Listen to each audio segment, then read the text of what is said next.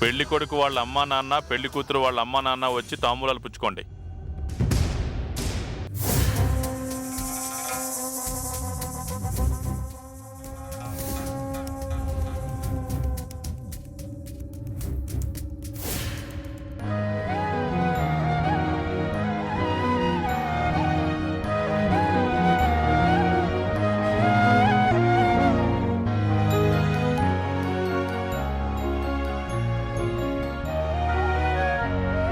మగ పెళ్లివారు అమ్మాయికి, ఆడపెళ్లివారు అబ్బాయికి బట్టలు ఇవ్వండి.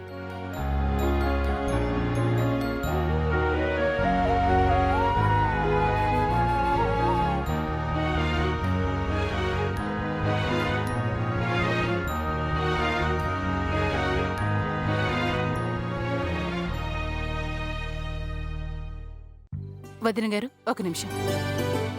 అత్తయ్య గారు, మీరు వచ్చి త్రిపురని ఆశీర్వదించండి.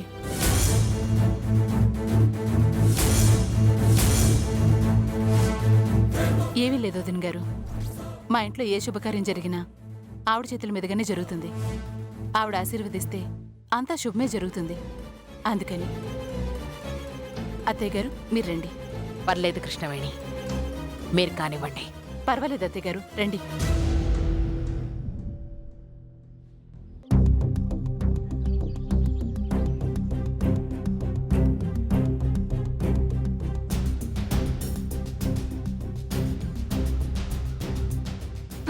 ఆగండి.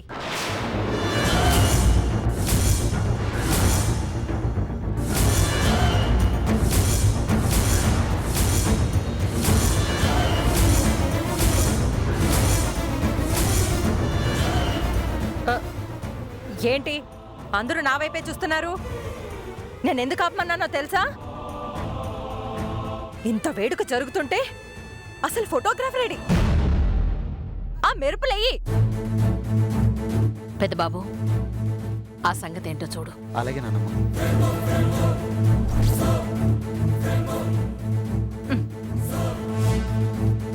అసలు ఇవిడ అక్షింతలు వేయడమే నాకు ఇష్టం లేదు. కానీ ఏం చేస్తాం, కోట్ల ఆస్తిస్తుంది కదా, తప్పదు.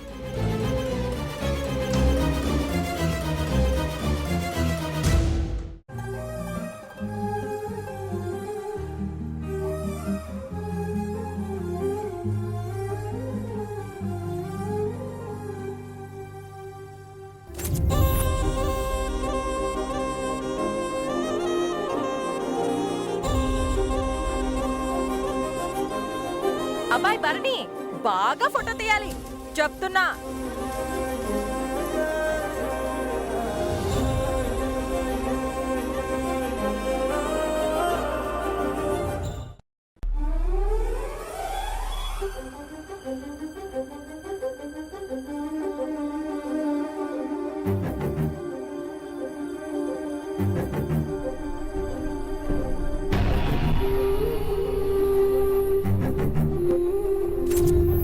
బాబు, నువ్వు వెళ్ళి.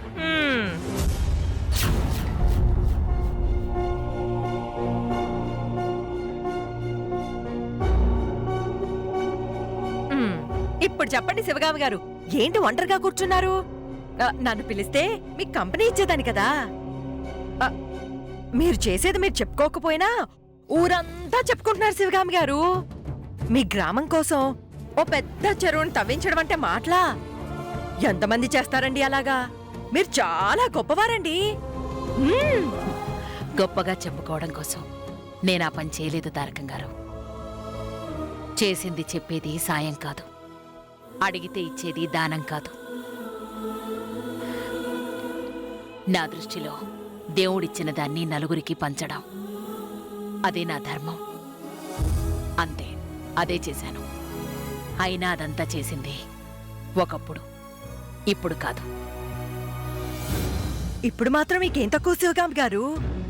అలా అడగంగానే 25 లక్షలు ఇచ్చారు కదా, మళ్ళీ 25 లక్షలు కావాలంటే తక్కువనిచ్చే కెపాసిటీ మీకుంది.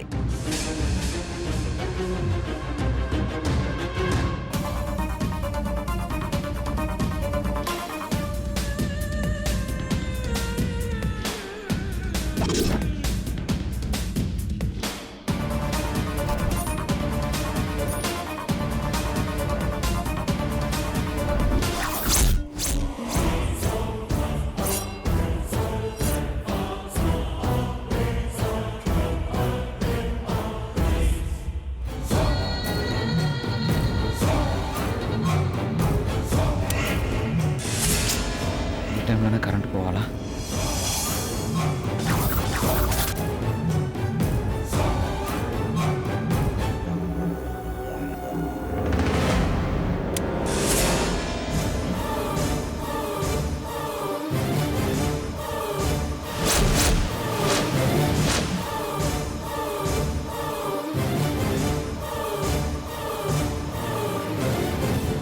నిన్ను టార్చర్ పెట్టినందుకు నువ్వు రావేమో అనుకున్నాను.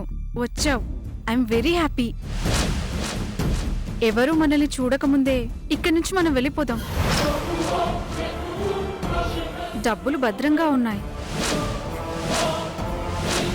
లేట్ అయ్యే కొద్దీ మనం చిక్కుల్లో పడతాం. ఇంత డబ్బు నా దగ్గర ఉండటం ఎవరైనా చూసారంటే నాకు ప్రాబ్లం అవుతుంది. అందరికీ ఈ విషయం తెలిసేలోపు డబ్బులతో సహా మనం కనిపించకూడదు. ఐఎమ్ సారీ భాస్కర్, నిన్ను బ్లాక్మెయిల్ చేశాను. ఇంకెప్పుడు చేయను. పద.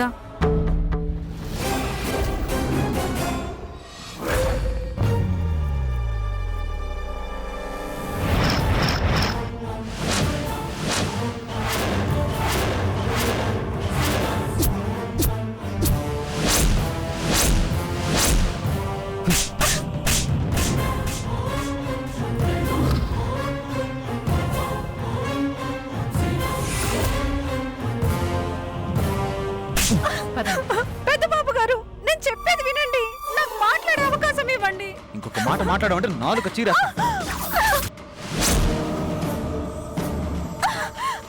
భాస్కర్, భాస్కర్,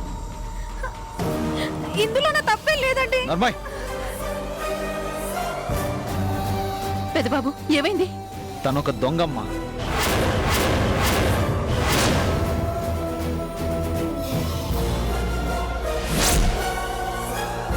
ఏం మాట్లాడుతున్నావు పెద్దబాబు? నాకేం అర్థం కావడం లేదు. ఏం చేసింది? 25 లక్షలతో పారిపోదామని చూసిందమ్మా.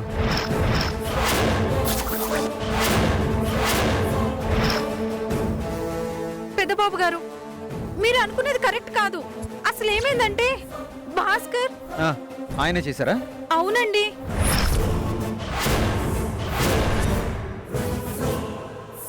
ఇంకొకసారి కొట్టానంటే ఇక్కడే చచ్చిపోతావు. ఏంటి పెద్ద బాబు నువ్వు? ఆ అమ్మాయి ఏదో చెప్పాలనుకుంటుంటే చెప్పనివ్వవే. ఇప్పుడేం చెప్తుంది పెన్ని? అన్ని అబద్ధాలే చెప్తుంది. చెప్పాల్సిన నిజాలన్నీ ఇందాకే చెప్పేసింది. అన్నీ విన్నాను.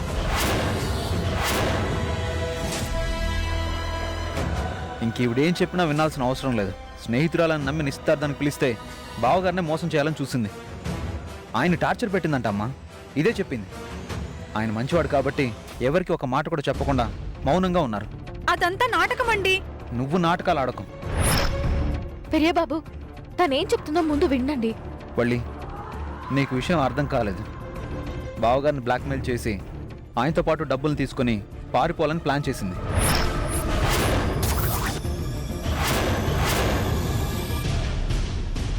అందుకే అక్కడ ఫంక్షన్ జరుగుతున్నా రాకుండా ఇక్కడే ఉంది.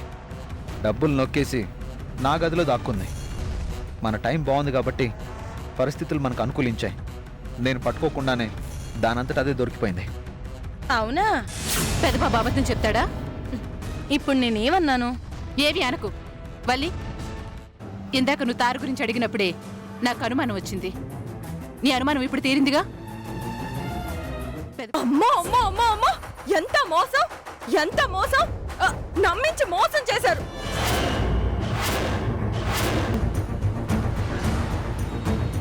శివగామి గారు, మీరు నన్ను నిలవన మోసం చేశారు.